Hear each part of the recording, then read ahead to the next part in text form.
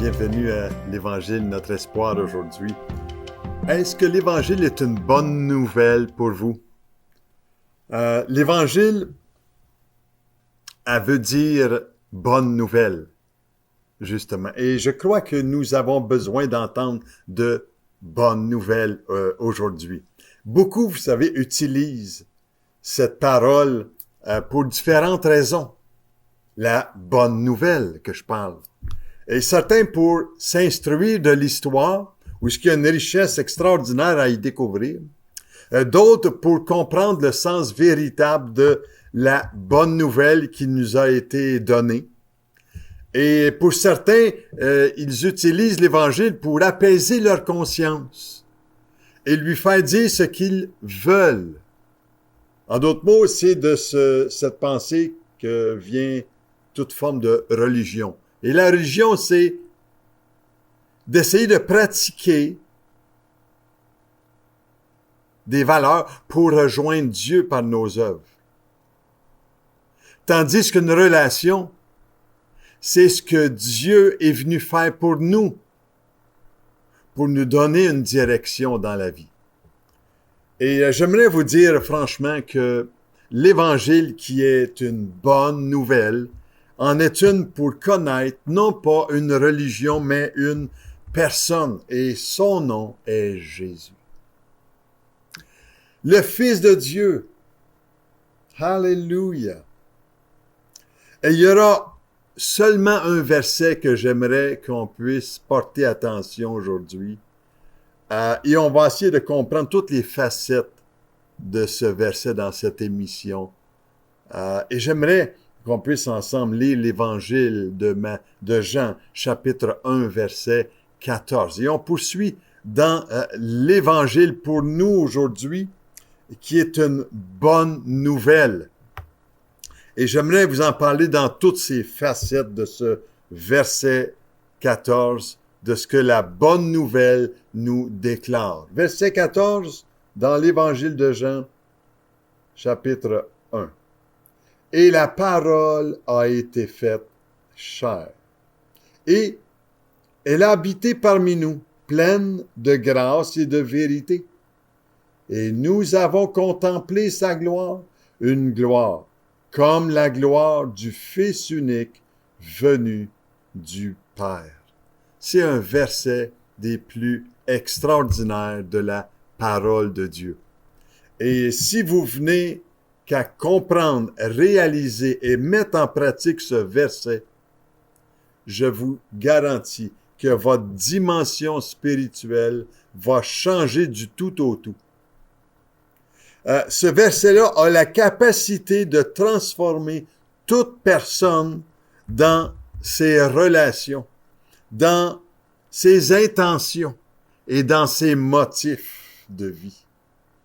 Et si je vous posais deux questions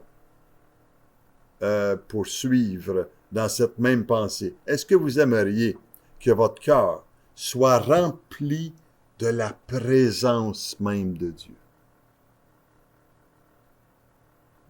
Sincèrement,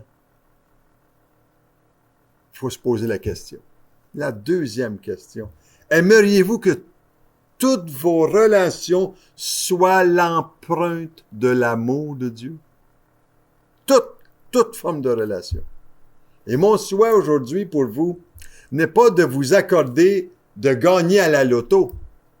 Vous savez, ce magot ne durerait qu'une partie de votre existence. Non, non. Ma prière pour vous est que vous receviez le trésor du ciel sur votre vie en examinant ce verset 14 du chapitre 1 de l'Évangile de Jean. C'est plus qu'un trésor matériel. Et si vous le faites pendant ou après le message que je m'apprête à vous dire, vous contemplerez une partie de la gloire que Dieu avait prévue pour vous, de vous faire connaître dès les temps anciens. Cette gloire que Dieu veut faire connaître encore aujourd'hui. Et ce message est pour toi uniquement. pour toi qui m'entends, qui entends le son de ma voix. Et Dieu veut changer ta vie du tout au tout. Tout dépend de ce que tu veux contempler. Oui, contempler. Il est tout à fait opportun aujourd'hui de savoir que Dieu est la source de la vie, la source de l'amour, la source de l'espérance. J'aime tellement ce verset dans les Écritures, dans Romains 15, 13, qui nous dit que le Dieu de l'espérance vous remplisse de toute joie et de toute paix dans la foi, pour que vous débordiez d'espérance par la puissance du Saint-Esprit. Alléluia! Quel verset extraordinaire! Et vous savez, quand on regarde ce verset 14 de l'Évangile de Jean aujourd'hui, « Et la parole a été faite chair ». Quand Jésus a naquit à Bethléem, il est né dans un endroit humble. Il avait toujours existé comme le Fils de Dieu auprès du Père au ciel. Mais avant même qu'il s'est fait un corps, il existait. Et il s'est donné un temps pour être un homme comme dans la chair, comme vous et moi. Il est venu habiter parmi nous. Hein? Ici, le verset nous dit bien. Et la parole a été habitée parmi nous. Et il ne s'agissait pas d'une brève apparition de Jésus. C'était pas une erreur ou un malentendu imprévisible dans l'histoire. Non, non. Dieu est vraiment venu dans ce monde. Il a vécu comme un homme parmi les hommes. Et l'expression a habité. Littéralement, en grec, ça veut dire il a planté sa tente. Il est venu habiter parmi nous. Il a monté sa tente parmi nous pour démontrer une facette importante du Père dans ce monde. Et son corps, qui a été une tente dans laquelle il a vécu parmi nous pendant 33 ans, a marqué l'histoire de l'avant Jésus et l'après Jésus. Et c'est pour cette raison que nous comptons nos années depuis ce temps. Et dans le verset, il nous est dit « Et nous avons contemplé sa gloire ». Et dans la Bible, vous savez, le mot « gloire » désigne souvent la lumière éblouissante que l'on voyait quand Dieu était présent. Et ce mot-là est utilisé pour démontrer la perfection et l'excellence de Dieu, la gloire de Dieu. Et quand le Seigneur Jésus vivait ici-bas, il montrait sa gloire sous un corps de chair. Et ses disciples ont pu voir ces choses. Et l'apôtre Jean, dans son écrit ici, nous montre que sa gloire se révèle de deux façons, vous savez. La première, c'est que tout d'abord, sa gloire morale se manifeste grâce au rayonnement qui émane de sa vie et de sa personnalité parfaite. Oui, il n'a eu aucun défaut, le Seigneur. Aucun mal n'existait en lui. Il était parfait en toutes choses. Sa vie reflétait toutes les qualités de façon parfaitement équilibrée. Jamais il n'y a eu un homme comme Jésus.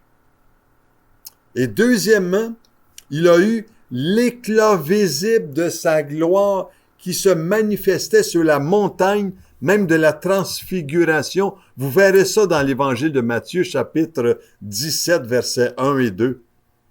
Et quand ce moment est arrivé, Pierre, Jacques et Jean ont vu son visage resplendit comme le soleil et ses vêtements brillaient comme la lumière. Wow! Et ces trois disciples ont eu cette réalité de qui était vraiment Jésus. Ils l'ont vu apparaître dans sa splendeur comme étant le Seigneur de gloire dans son humanité. Et imaginez-vous, quand Jean affirme « Nous avons contemplé sa gloire », il fait sans nulle allusion, sans doute il fait allusion à la première gloire morale du Seigneur. Et Jean et les autres disciples qui ont contemplé la merveille d'une vie absolument parfaite vécue sur cette terre, Jésus a été le reflet de la gloire du Père. Et dans ce monde de la transfiguration, qui est un événement tout à fait glorieux, la gloire que les disciples ont vue leur a indiqué qu'il était vraiment le Fils de Dieu. Et Jésus est le Fils unique venu du Père, comme le verset nous dit. Le Fils unique venu du Père, comme nous dit ici Jean dans son évangile, chapitre 1, verset 14. Et Dieu n'a aucun autre fils comme lui. Il est le Fils unique. Et quand Jésus est devenu le sauveur du monde,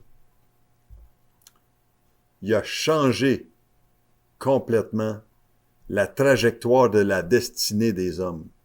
Il est devenu le sauveur de notre cœur. À tous ceux qui l'ont reçu, certainement, comme nous dit le verset 12 de l'Évangile. Et quand on le reçoit, notre identité terrestre change.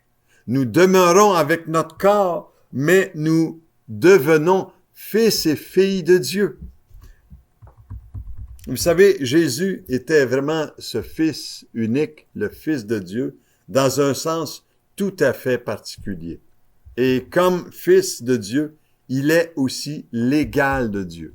J'aime beaucoup un verset qui démontre cela dans l'Épître aux Hébreux, le chapitre 1, verset 3, qui nous dit « Le Fils est le reflet de sa gloire et l'empreinte de sa personne. Il soutient toutes choses par sa parole puissante. Il a fait la purification des péchés et s'est assis à la droite de la majesté divine dans les lieux très hauts. » Le Sauveur est devenu l'empreinte du Père. Si je vous dis que mon empreinte ici, c'est la mienne, n'est-ce pas? Celle du Père a été l'empreinte du Fils. Et ça, c'est tout à fait remarquable quand on connaît ce que les Écritures nous disent sur le Fils de Dieu. Et le Sauveur était plein de grâce et de vérité, comme nous dit le verset. Il était plein de grâce et de vérité. J'aime beaucoup ces deux mots, la grâce et la vérité. Dans l'épître de Paul aux Éphésiens, chapitre 2, ça nous dit, c'est par la grâce que nous sommes sauvés. Par le moyen de la foi. Cela ne vient pas de nous, c'est un don de Dieu. Ce n'est point par les œuvres afin que personne ne se glorifie. Nous sommes son ouvrage et nous avons été créés par lui pour de bonnes œuvres que Dieu a préparées d'avance. En d'autres mots, le don de Dieu, c'est sa grâce. Je ne mérite pas cela. Nous ne méritons personne cela. Mais c'est par la foi qu'on obtient ce cadeau. C'est par la grâce. Et j'aime beaucoup le verset, encore quand on parle de la grâce. Jésus était plein de grâce et de vérité. Jésus a dit de lui-même, « Je suis le chemin, la vérité et la vie. Nul ne vient au Père que par moi, dit Jésus. » En d'autres mots, il est le seul chemin. Il n'est pas un des chemins dans lesquels les hommes essayent d'utiliser par leur force. Non, non, non. Il est le chemin pour aller vers le Père. Tu veux aller au ciel un jour? Ça te prend Jésus comme ton sauveur. Et s'il est le sauveur, il est bien, il est venu nous sauver de quoi? Sinon, de ce qui nous cache sa gloire, le péché. Et le péché est déraciné dans notre vie quand on y met la lumière de la grâce de Dieu sur notre cœur. Jésus était rempli d'une bonté que vous et moi ne méritons pas. Et est-ce que nous pouvons voir et reconnaître aujourd'hui qui il est vraiment? Est-ce que tu le reconnais aujourd'hui? Est-ce que tu aimerais goûter à sa gloire?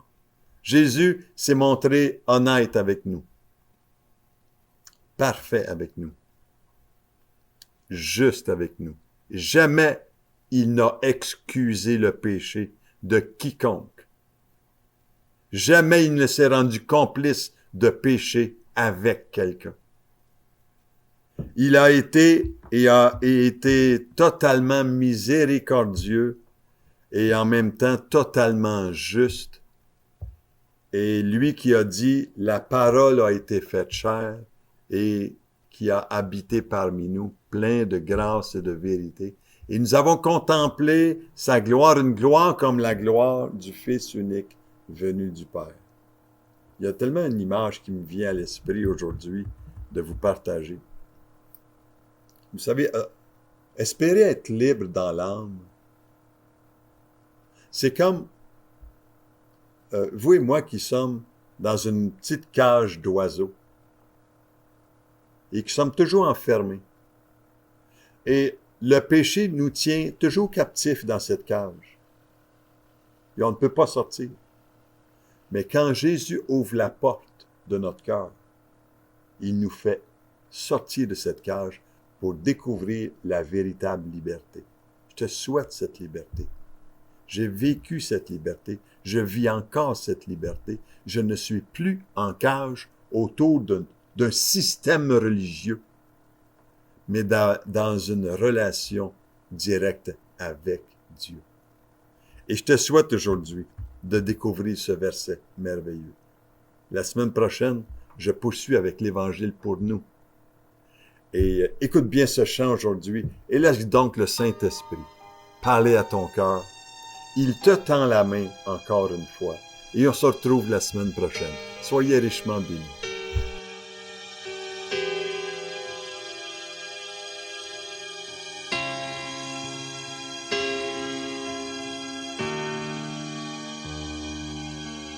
Même si pendant trop longtemps tu as refusé de lui parler,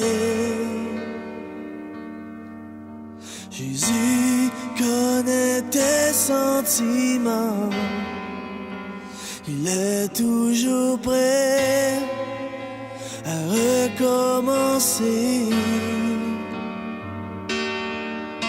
Même si des milliers de fois son regard tu as évité, angoissé, déchiré, tourmenté,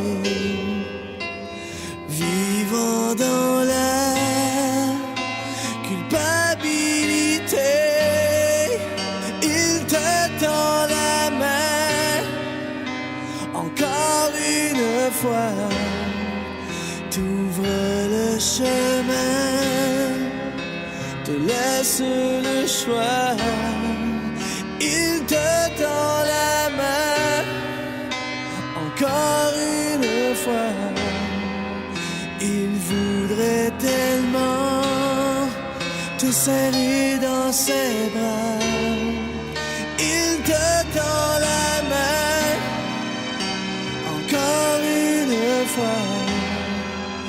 Jésus voudrait tant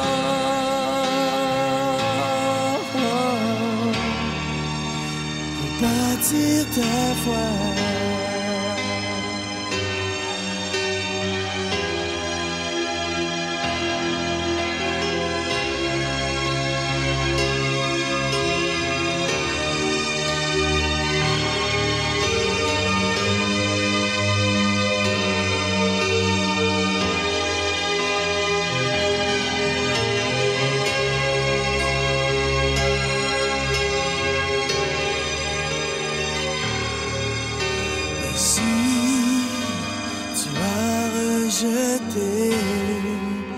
Cette tendre voix qui ne cessait d'appeler,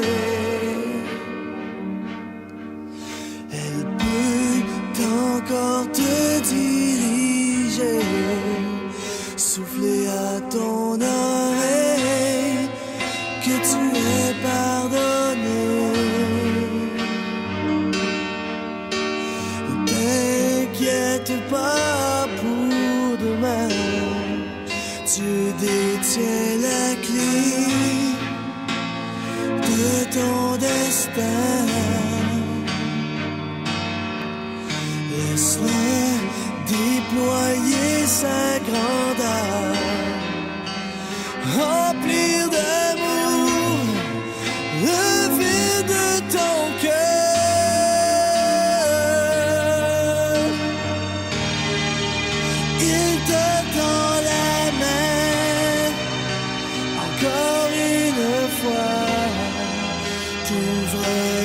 Chemin, te laisse le choix. Il te tend la main, encore une fois. Il voudrait tellement te serrer dans ses bras. Il te tend la main, encore une fois. Jésus voudrait tant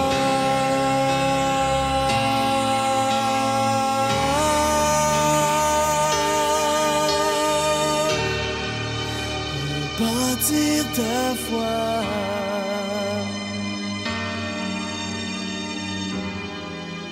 Il te tend la main.